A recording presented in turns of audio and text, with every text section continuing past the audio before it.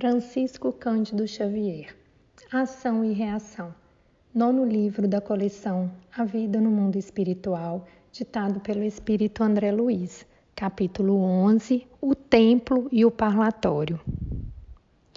Terminada a fase culminante do caso Antônio Olímpio e interessados na continuidade de nossos estudos, Hilário e eu procuramos um instrutor druso que aconselhou solicitamente após ouvir-nos. Compreendo que a mansão em si já lhes terá fornecido elementos básicos a graves conclusões em torno da lei de causa e efeito. Aqui, na maioria dos problemas, quase sempre encontramos os frutos concretos da ação. Junto de nós é possível verificar de perto a colheita do sofrimento em todas as suas fases difíceis e dolorosas. E sorrindo acentuou: a região infernal permanece superlotada de contas maduras. Aqui a sovinice suporta o azinhavre de atrozes padecimentos. O crime defronta com todas as espécies de angústia no remorso tardio. E a delinquência responsável é surpreendida pelas trevas que lhe agravam as amarguras, porque as coletividades dos lavradores, culpados pela plantação de tantos espinheiros, não dispõem de coragem para recolher o fruto envenenado da sementeira a que se afeiçoam. Desorientados e dementes, sublevam-se contra as flagelações que geraram e caem nas profundezas da rebelião e do desespero. Segundo é fácil de observar, em derredor da nossa casa de reajuste e socorro, tudo, em quase todas as circunstâncias, é sombra e conflito uniformes, assim como o vasto campo incendiado por criaturas imprevidentes, a tolerarem compulsoriamente o fogo e o fumo com que lesaram a gleba das próprias vidas. Druso calou-se, caminhou na direção de larga janela que se abria para os nevoeiros exteriores, mirou compadecido a triste paisagem que os nossos olhos conseguiam descortinar e em seguida voltou para perto de nós, asseverando: ainda assim, será bom prolonguem o trabalho em que se empenham, anotando os princípios de compensação em mais amplos setores. Nesse sentido, consideramos de suma importância as realizações em andamento na esfera carnal, como fatores determinantes de céu ou de inferno nas pessoas que os procuram. Razão porque auguramos aos dois o melhor aproveitamento nas atividades que venham a empreender, na zona de relações entre nossa casa e o homem comum não distante. Precisamos reconhecer que todos criamos o destino ou renovamo-lo todos os dias, e aqui o exame de semelhante lição é mais vagaroso, porquanto o nosso instituto mais se nos afigura uma estação de chegada em que a culpa se movimenta com lentidão. Entre os espíritos encarnados, porém, mais facilmente se nos revela o mecanismo da lei, através da qual vive a alma nas suas próprias edificações. No vaso da carne, a planta da existência se desenvolve, floresce e frutifica. A morte fisiológica realiza a grande ceifa. Em nosso mundo, temos, desse modo, a seleção natural dos frutos. Os raros que se mostram aprimorados são conduzidos à lavoura da luz divina, nos planos celestiais, para mais ampla ascensão ao grande futuro. Todavia, a massa esmagadora dos que chegam deteriorados ou imperfeitos estaciona nos celeiros de sombra das regiões inferiores, em que nos achamos, à espera de novo plantio nas leiras do mundo.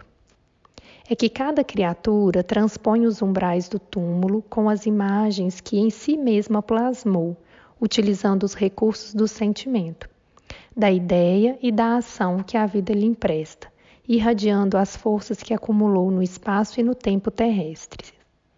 Cremos, pois, seja oportuna a observação do assunto entre as almas encarnadas, para que se lhes enriqueça a experiência. Aquelas ponderações ditas em tom paterno comoviam-me intensamente. Druso pronunciava-as com afabilidade e tristeza, não obstante sorrisse. Como sempre, encantado com sua personalidade dificilmente abordável no conjunto, silenciei, acatando-lhe as manifestações. Mas Hilário perguntou irrequieto, valendo-se da pausa que surgira.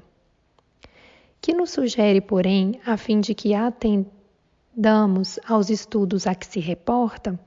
O instrutor respondeu de pronto. Possuímos sempre renovado material de consulta no templo e no parlatório exteriores de nosso domicílio, usualmente frequentadas por irmãos do plano físico, provisoriamente desligados da habitação corpórea por influência do sono, bem como pelos companheiros desencarnados que vagueiam em torno da mansão, à caça de reconforto. Muitos deles estão ligados ao nosso santuário pelos fios da reencarnação, enquanto muitos outros chegam até nós em busca de socorro. Dispomos aí de atendentes numerosos que lhes coletam as reclamações e registram os problemas para orientarmos com segurança o nosso esforço de paz e cooperação. É interessante, assim, que os amigos se incorporem durante alguns dias às nossas equipes de serviço, colaborando conosco e relacionando apontamentos diversos. Não poderíamos contar com a ajuda de Silas? Indagou meu colega, referindo-se ao companheiro cuja presença para nós significava alegria e coragem. O instrutor contemplou-nos de maneira expressiva e comentou, surpreendendo-nos. Não fosse o objetivo das informações que coligem, e certo não nos seria possível permitir que o assistente mencionado lhes tutelasse a recolta de sentimentos. Sabemos, contudo, que o trabalho em andamento se destina a instruções para a esfera dos companheiros reencarnados, e semelhante tarefa nos obriga a considerar-lhes a petição. Realmente não lhes convém qualquer perda de oportunidade ou de tempo. E embora sejam atualmente enormes as responsabilidades de Silas em nossa casa, não vejo como privá-los do companheiro, que sem dúvida é aqui o depositário imediato de nossa melhor confiança. Logo após, enquanto mergulhávamos em silenciosas considerações acerca do seguro serviço de inteligência com que o grande benfeitor nos seguia à meta, Silas foi chamado à nossa presença, recebendo recomendações no sentido de prestar-nos a assistência precisa. Instrutor e assistente, em conversação íntima e rápida, permutaram impressões, cuja significação total não nos foi possível perceber. Terminado o entendimento, Silas marcou o horário exato em que nos cabia efetuar o reencontro, e com isso a nossa entrevista com o governador da mansão fora praticamente encerrada. No momento previsto, o assistente veio procurar-nos solícito. Íamos visitar o templo da mansão.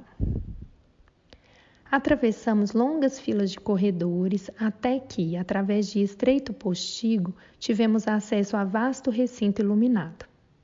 Assemelhava-se o ambiente ao de grande capela das que conhecemos no mundo.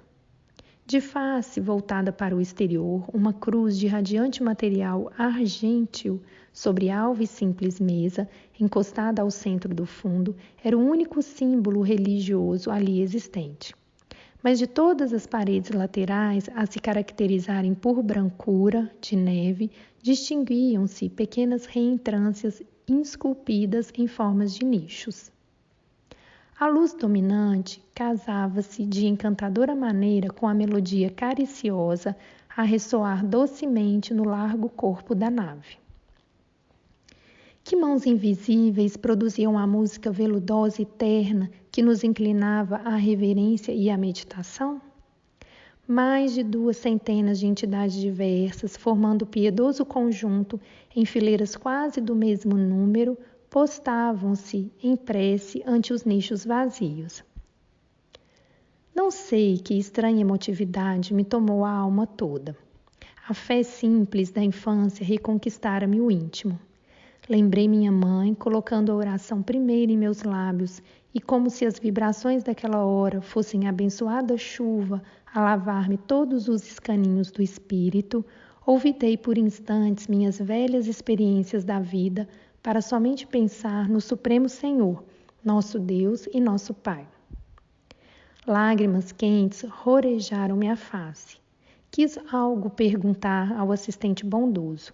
Contudo, naquele primeiro contato com o santuário externo da mansão, nada consegui fazer, senão orar e chorar copiosamente.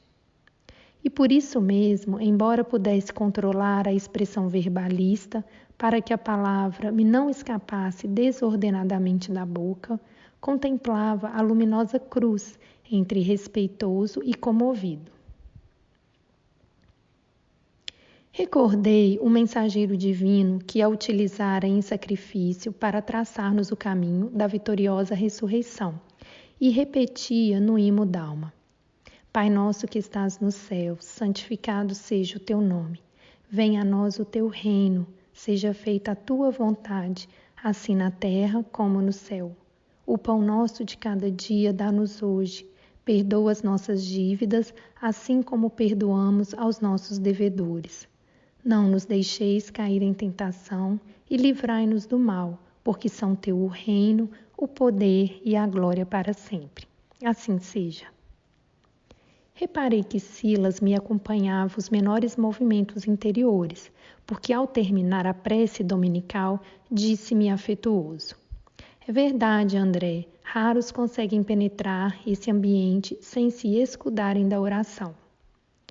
E relanceando o olhar sobre Hilário, que igualmente enxugava as lágrimas espontâneas, como a incluí-lo no carinho das observações que exteriorizava, continuou: Este pequeno campo de pensamento está sublimado pela compunção e pela dor de milhares.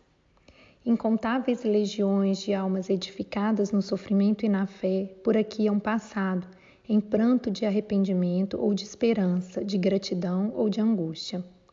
Nosso templo interno, de cujos serviços vocês já participaram, funciona qual se fora o vivo coração de nossa casa, enquanto que este santuário exterior é o símbolo das nossas mãos em prece.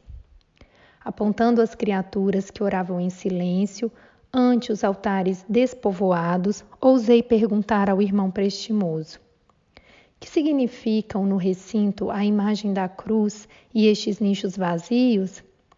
O assistente esclareceu sem demora.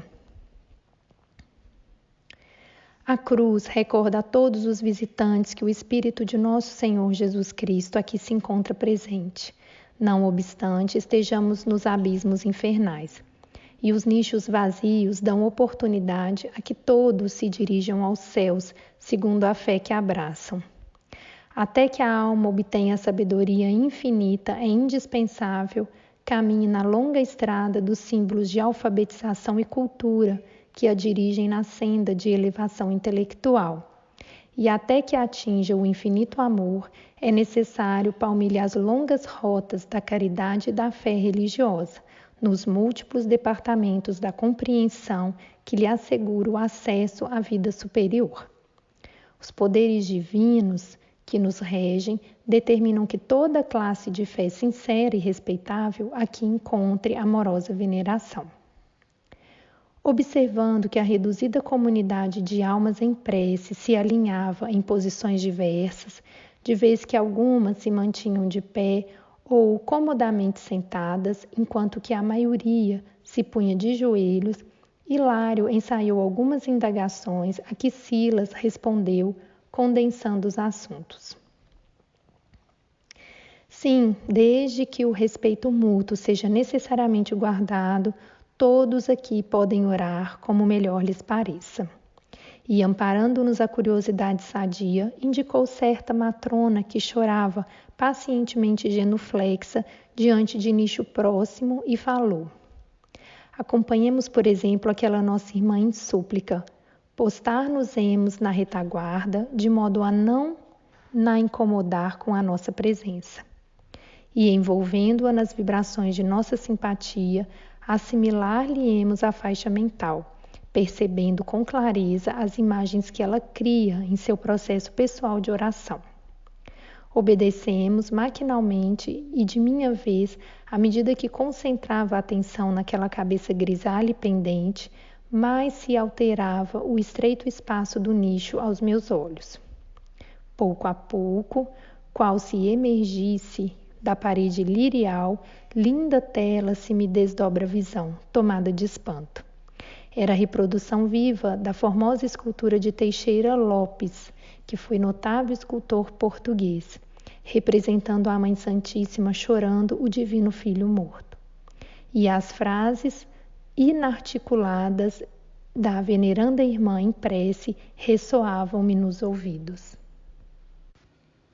Mãe Santíssima, Divina Senhora da Piedade, compadece-te de meus filhos que vagueiam nas trevas.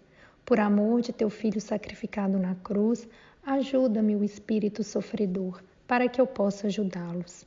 Bem sei que, por sinistro apego às posses materiais, não vacilaram em abraçar o crime. Em verdade, Senhora, se eles, homicidas infortunados, que a justiça terrestre não conheceu, por isso mesmo, padecem com mais intensidade o drama das próprias consciências enleadas à culpa.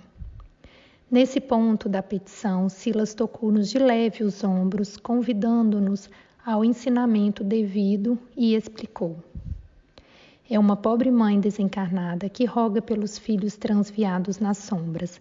Invoca a proteção de Nossa Mãe Santíssima sob a representação de Senhora da Piedade, segundo a fé que o seu coração pode, por enquanto, albergar no âmbito das recordações trazidas do mundo.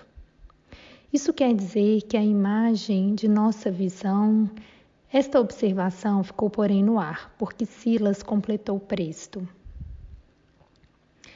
É uma criação dela mesma, reflexo dos próprios pensamentos com que tece a rogativa, pensamentos esses que se ajustam à matéria sensível do nicho, plasmando a imagem colorida e vibrante que lhe corresponde aos desejos. E respondendo automaticamente às indagações que o problema nos sugeria, continuou. Isso, contudo, não significa que a prece esteja sendo respondida por ela mesma. Petições semelhantes a esta elevam-se a planos superiores e aí são acolhidas pelos emissários da Virgem de Nazaré, a fim de serem examinadas e atendidas conforme o critério da verdadeira sabedoria. Espraiando o olhar pelos circunstantes, prosseguiu esclarecendo. Encontram-se aqui devotos de vários grandes heróis do cristianismo em diversos cultos de fé. E olhando em torno, com a sua ampla experiência, apontou uma senhora em oração, acrescentando: ali temos nobre matrona exorando a proteção de Teresinha de Lisieux, Santa Teresa do Menino Jesus na Igreja Católica, desencarnada no Carmelo de Lisieux, França, em 30 de setembro de 1897. Nota do autor espiritual. A doce monja do Carmelo, desencarnada na França. E a mensagem dela alcança o coração da famosa freira? Indagou Hilário com o otimismo de sempre. Como não? Respondeu o interlocutor. Depois da morte do corpo, as criaturas efetivamente santificadas encontram as mais altas cotas de serviço na expansão da luz ou da caridade, do conhecimento ou da virtude, de que se fizeram a fonte viva de inspiração, quando no aprendizado humano.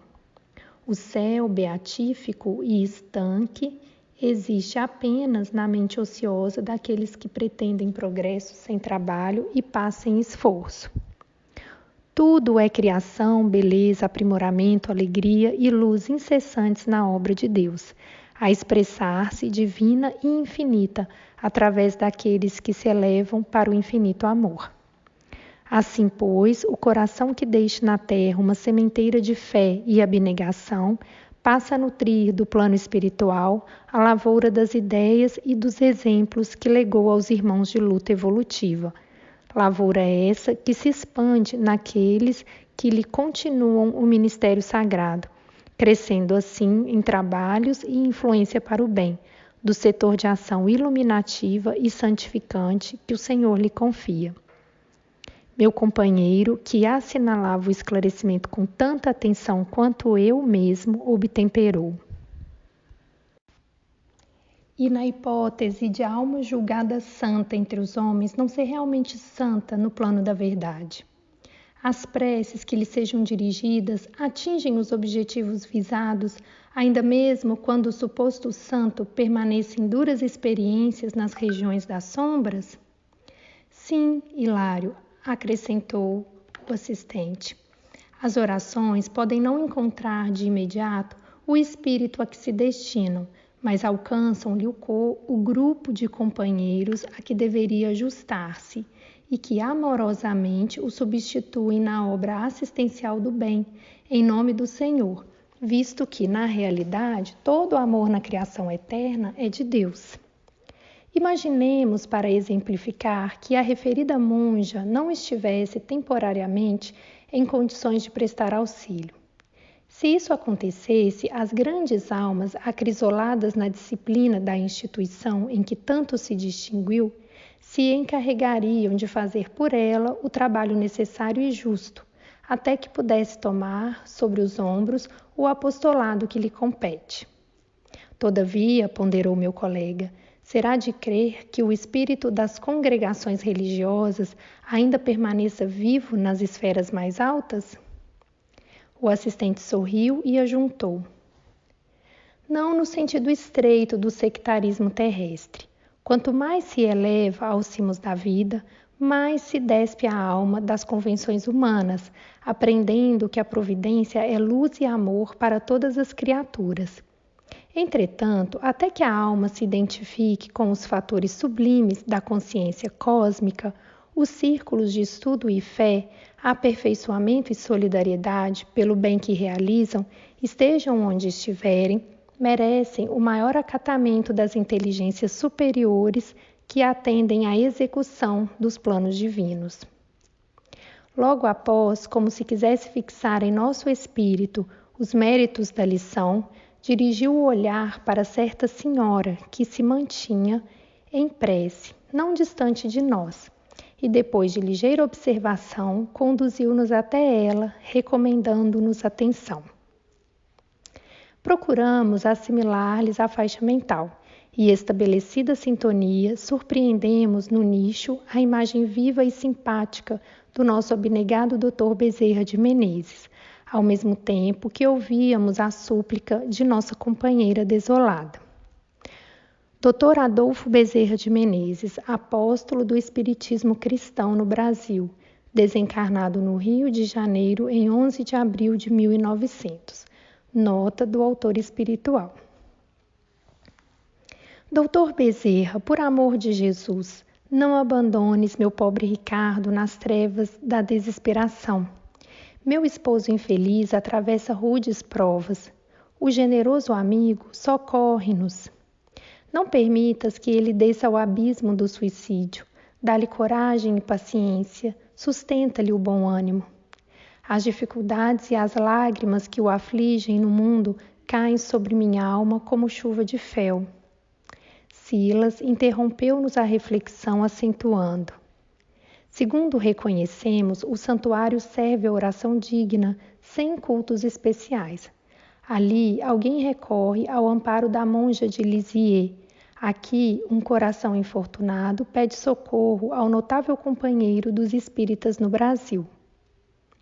Antes de desviar a minha atenção, fitei o semblante do grande médico, segundo as recordações da irmã que orava, confiante, anotando o primor da fotografia mental que ela exteriorizava. Víamos ali o retrato do Dr. Bezerra, qual conhecemos, sereno, simples, bondoso, paternal. Precedendo-nos às interrogações costumeiras, o assistente informou. Com mais de 50 anos consecutivos de serviço à causa espírita, depois de desencarnado, Adolfo Bezerra de Menezes fez jus à formação de extensa equipe de colaboradores que lhe servem a bandeira de caridade. Centenas de espíritos estudiosos e benevolentes obedecem-lhe às diretrizes na lavoura do bem, na qual opera ele em nome de Cristo. Desse modo, alegou Hilário, é fácil compreendê-lo agindo em tantos lugares ao mesmo tempo. Perfeitamente, concordou Silas. Como acontece na radiofonia, em que uma estação emissora está para os postos de recepção, assim qual uma só cabeça pensante para milhões de braços. Um grande missionário da luz, em ação no bem, pode refletir-se em dezenas ou centenas de companheiros que lhe acatam a orientação no trabalho ajustado aos desígnios do Senhor. Bezerra de Menezes, invocado carinhosamente em tantas instituições e lares espíritas, ajuda em todos eles, pessoalmente ou por intermédio das entidades que o representam com extrema fidelidade. Para isso, aduziu meu colega, terá o seu campo próprio de atividade, assim como um chefe de serviço humano possui a sede administrativa, da qual distribui com os comandados o pensamento diretor da organização. Como não? Falou-nos o assistente sorrindo. O senhor, que tem meios de instalar contignamente qualquer dirigente de trabalho humano, ainda mesmo nas mais ínfimas experiências da vida social no planeta, não relegaria à intempérie os missionários da luz no plano espiritual. Assim dizendo, Silas discretamente nos compelia a caminhar na direção da porta de acesso ao pátio exterior do templo. Alcançando a saída, notamos que a claridade ambiente se apagava quase que de chofre, a poucos metros do pórtico, dando-nos a ideia de sofrer tremendo impacto das sombras circundantes. No enorme átrio adensava-se turba imensa, grupos diversos conversavam em voz alta. Havia quem chorasse, quem deprecasse, quem gemesse. Nossa visão, ainda não adaptada, mal registrava os contornos da grande multidão que ali se aglomerava. Entretanto, podíamos ouvir com precisão palavras e gritos, rogativas ardentes e desconsoladores apelos. Notando-nos a estranheza, o assistente observou comovido. Aqui temos o parlatório da mansão, ao qual comparecem grandes fileiras de almas sinceras e sofredoras, mas habitualmente em profundo desespero, a inibir-lhes as vantagens da oração pacífica. E com expressivo gesto ajuntou. Neste grande recinto, dedicado à palavra livre, encontramos realmente a nossa divisa vibratória. Além dele, é a dor inconformada e terrível, gerando monstruosidade e desequilíbrio, a exprimirem o inferno da interpretação religiosa comum. No entanto, muros adentro de nossa casa, é a dor paciente e compreensiva, criando renovação e reajuste para o caminho dos céus. Diante dos quadros deprimentes sob nossa vista, não dispunhamos de expressão para qualificar o estupor de que nos sentíamos dominados. Foi por isso que nos calamos de maneira instintiva perante a quietação do assistente, que, a nosso ver, recorria silencioso ao favor da oração.